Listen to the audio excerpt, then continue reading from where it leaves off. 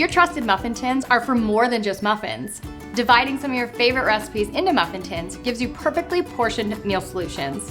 Mini chicken pot pies are one of my favorite muffin tin recipes. Classic comfort in a single serving package. Start with your made from scratch filling. Chicken broth and milk thickened with butter and flour. Add frozen vegetables, such as a mix of peas, green beans, corn, and carrots. Season with salt, pepper, and garlic powder, then add cooked chicken. To make the crust, simply cut refrigerated pie crust into circles using a cookie cutter or even a large glass, making sure to save your scraps. We'll use those later. Press the circles into the muffin tins, add your filling, then top with those scrap pieces of pie crust. Bake at 425 degrees for 20 to 25 minutes, and you're done. For this recipe and more muffin tin favorites, head to fairway.com.